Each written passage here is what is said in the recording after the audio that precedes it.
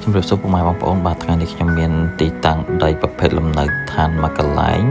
ទីតាំងស្ថិតនៅក្នុងភូមិព្រែករីឃុំព្រែករីស្រុកលវីអែមខេត្តកណ្ដាលទីតាំងដីនេះមានចម្ងាយប្រហែលជា8គីឡូម៉ែត្រពីស្ពានថ្មកោដីនេះផងដែរមានទីតាំងនៅក្បែរដៃទន្លេខ្យល់អាកាសល្អសម្រាប់បងប្អូនធ្វើការសង់ផ្ទះស្នាក់នៅឬផ្ទះលំហែទំហំដីសរុបគឺចំនួន460ការ៉េប្រភេទលំនៅឋានក្បាលដីមានទំហំ18ម៉ែត្រនិងបណ្ដោយ30ម៉ែត្រមានទឹកភ្លើងរត់ស្រាប់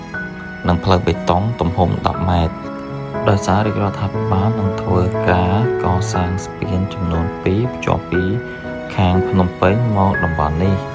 ទី1គឺស្ពានផ្លូវជាតិលេខ1ថ្មកោគឺជាការតភ្ជាប់រវាងក្រវ៉ាត់ក្រុងទី3បែកខាងផ្លូវជាតិលេខ1មកភ្ជាប់ជាមួយនឹងក្រវ៉ាត់ក្រុងទី3បែកខាងស្រុកលវីអែម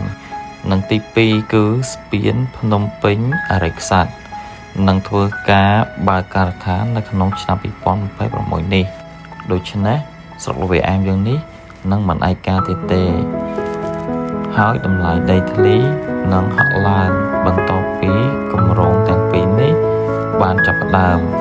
អរគុណបងប្អូនសម្រាប់ការមើលវីដេអូនេះដល់ចប់